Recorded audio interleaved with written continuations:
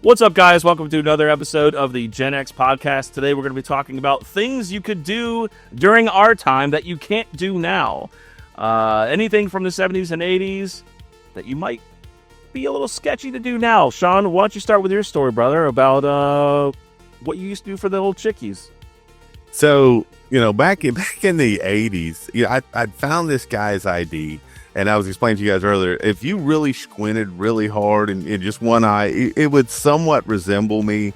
But by the time I was 16, I was rocking a full beard. And so in my junior and senior years in high school, a lot of times, before games or whatever, go out Thursday night and stuff like that, I'd get 12 packs. And when I get to the counter, they would never card me. I would be buying 12 packs. I'd be buying Cisco, Mad Dog 2020, Boone's Farm for the girls. And then, we'd play football Friday night, and then we'd go hang out afterwards. And we were just drinking like we were fish. But no one would ever card me. I would never get carded anywhere. I never had a problem, never got in trouble. Multiple locations in North Las Vegas back in the time. But, it was just a lot of fun. But we just never ran into problems with that. I thought for sure Sean was going to say he found that ID card and used it to get into that porn convention. No, they didn't even card me for that. At the most basic level, as a child running the streets in the 70s and 80s, my parents didn't have to worry about me. They didn't have to know exactly where I was and who I was with and what I was doing.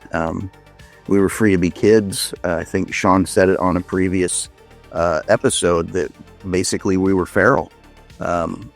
Nowadays, kids go outside. You got to watch them or know that somebody's watching them, or Laura's daughter walks down to the bus stop, which is maybe a quarter mile down our hill, and you got to text us when you get down to the bottom. You got to text us when you get on the bus. It's just ridiculous. I feel like society was a lot more relaxed back then and a lot more uptight today, if that makes sense. Yeah, I agree. I mean, even when I was going to school, I literally, the story, I had to walk to school uphill both ways. I mean, that literally was me. I'd wake up early, get ready, walk to high school, and then walk home. And there were no cell phones, nothing to communicate that I got anywhere safely. I think this really hit me the most when my son went out with his friends in high school, and they rented a boat and went on a Lake Lanier, and they were, like pulling the tube and the rafts and stuff out on the lake. And we used to do that when I was, 16, 17 too.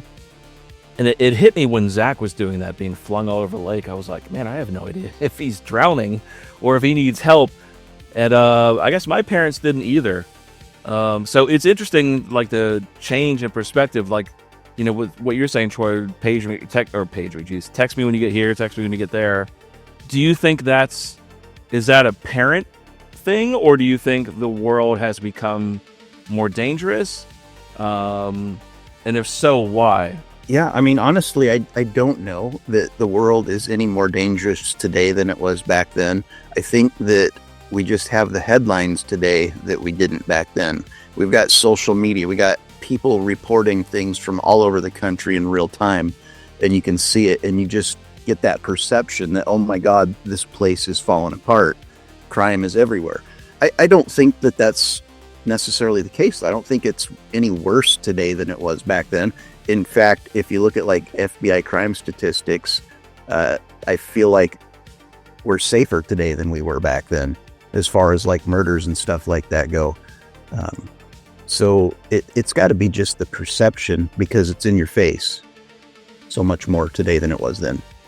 Troy, I absolutely agree with that. That I think that we get so much fear because we're so connected.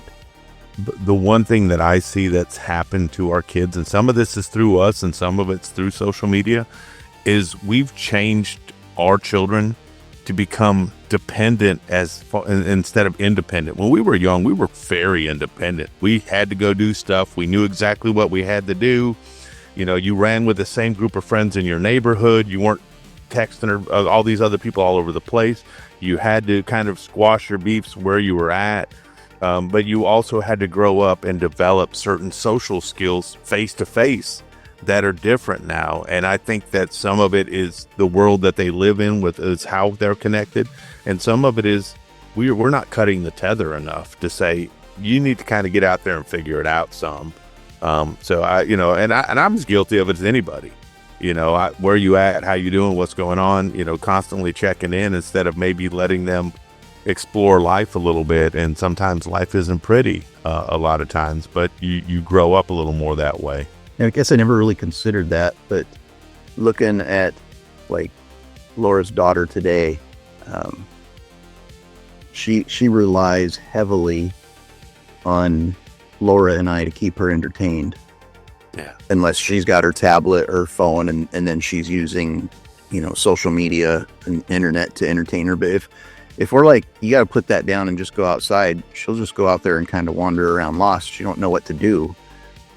Because as you said, we've not cut that tether to let them go out and explore and be kids. So maybe they're just a lot more naive about the world, and that's why we are as protective as we are. I don't know. Maybe it's a combination of everything. I think it is. I think as a society, we change who we are a lot of times. And the happiest I get every day is when my wife gets my son home from school, or if I'm working from home, I get him home from school. And the first thing he says is, I'm going to go ride around the neighborhood on my bike. I'm like, that is the coolest thing ever for me. That's something I used to do all the time, but you don't see a lot of kids just out there riding their bikes. And it makes me happy when he gets out and he wants to do something, because he's experiencing his world without someone telling him what he should be feeling at that moment. And so I really try to encourage, and I wish I would have done it more with my other kids. Like I said, I look at it myself and say, man, I should have done better with this. I should have done better with this, because maybe it would have helped prepare them for the world a little better. But I think my daughter's doing great, and her and I talk a lot. But every day we have conversations on stuff. But I think that we're making our kids a little bit more dependent upon us and the world to tell them what to think instead of letting them figure out who they are. A little hot topic here. What about police officers and now having it be mandatory 24/7 with body cameras on them?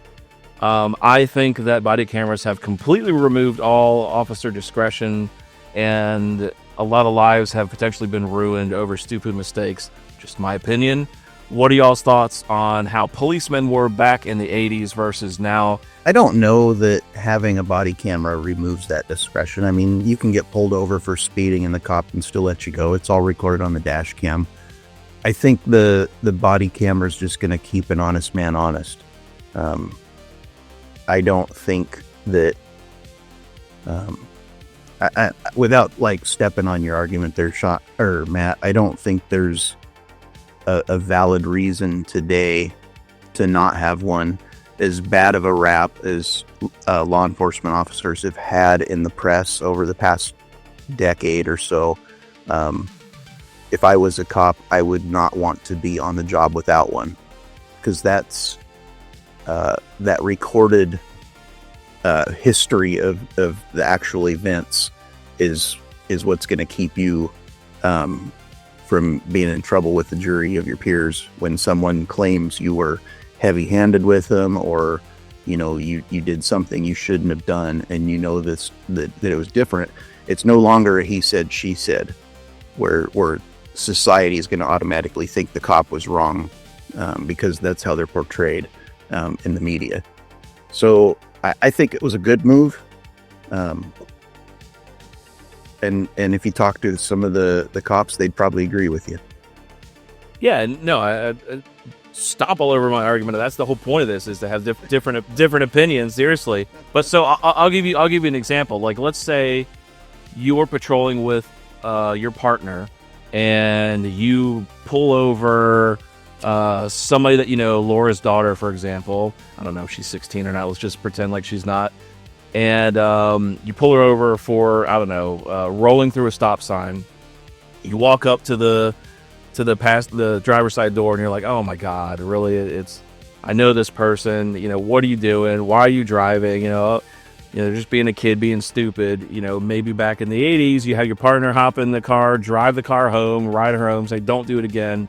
You got a body cam on. Now you got FOIA requests. Someone requests the body cam footage, and now you're the cop that let a 16-year-old, go instead of being arrested. So, you know, I feel like there's circumstances that might kind of throw you under the bus, being a little hard ass too, you know? Yes, I guess I can understand your point there. But again, I feel like that would be a very extreme case. Who would be sending in the FOIA request? Would it be because typically it's going to be the person that the cop was arresting. Their story's not going to match, and their lawyer's going to request that video. If you're letting someone go, I don't know that they're going to go to a lawyer and request that and incriminate themselves. Yeah, that's true. So, I just, like I said, I don't see an instance where having that camera on is a bad thing unless you're a bad cop. Yeah, okay. So, I've got maybe a different perspective on this. I absolutely agree that I think police officers should have body cams on because it does ultimately protect them from any kind of thing that may come in their way. And if they're wrong, then it protects the citizen. I'm in favor of the body cameras. What you guys may or may not know about me is when I went to college, my bachelor's degree was in criminal justice, and I was going to go into law enforcement. At that time, I was actually going through a divorce, but I was offered a position with the GBI, and I would be in a mobile crime unit, and I would cover 1/4 of the state of Georgia, going from crime scene to crime scene to crime scene. But with that job, it would take me away from my 2 young kids. And I said, okay, being a dad was more important for me than being away from my kids as I was going through a divorce. And it was something I always lamented, saying I wish I would have done that. But as I look at things now, there was no way in the world I would want to be in law enforcement right now. They have the absolute toughest job every single day because you don't know what you're going to get at any moment with any person. And I do think that the body cameras help protect them a lot of ways. And it's a job that one time I wanted and cherished. And looking at it now, 20 years plus later, I would never want to have that job again. What about, just to wrap this up, what about like beers and cigarettes, stuff like that? Would you want your youngest kids being able to walk into a convenience store, slip a 20 over the counter as they keep the change, going to have these beers, and let them have a beer underage? Oh, like some of us may have?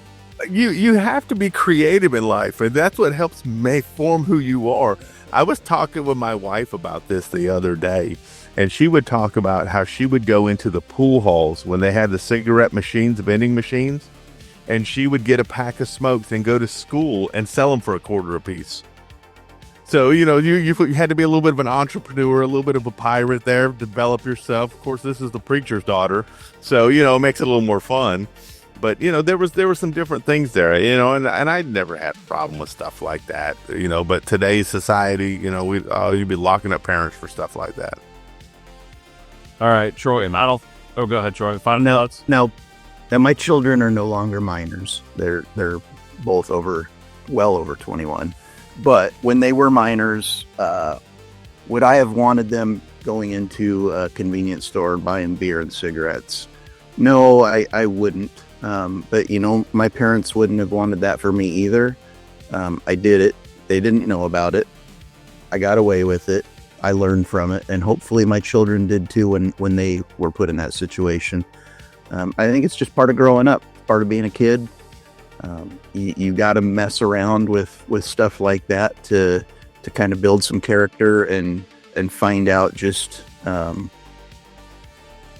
whether you want that to be a part of your life or not. And yeah, who are you going to be? I agree. Exactly. And, you know, hopefully us as parents gave them the tools to manage that situation when they were put there, and they came out positive.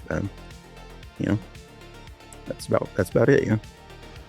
All right. Well, that ends this topic. Let us know in the Matt, you never told us anything crazy that you did. What did you do, man? No, I said I don't think it's a good idea to admit to crimes on camera. Is what I said. Jeez, I guess the statute man. of limitations might be expired. I mean, we did stupid shit, where we would take cars before we could drive. I remember we were all hungry and wanted to go to Burger King, and we took my parents. It wasn't me actually; it was my friend. Took our parents' car and just drove. We weren't of age at all, and we just did stupid stuff like that all the time. Well, I'm here. I'm alive. Kind of like Troy said. Get pulled over and have the cops make you dump out all your beer. We've had that happen multiple times. Hey, you're not old enough, just dump out your beer. Yeah. Okay. Yeah. I have had a beer dumping session. I feel like all of us have growing up. Yeah. A keg. We've had a keg dumping section. Multiple kegs we had to tap and dump. Multiple kegs. It was horrible, but I mean, it was part of the game. They were laughing their asses off as we were dumping a whole freaking kegs. Troy's little FAFO mentality. Sean's live and let live. My body camera shouldn't be around. Tell us what you guys think in the comments below. Who's right? Who's wrong? Things you could do back then that you can't do now. Are we missing out on life in the 2025s? God, it's so crazy what year it is. Subscribe. Check us out every week. New episode. We'll see you guys next week. Cheers, guys.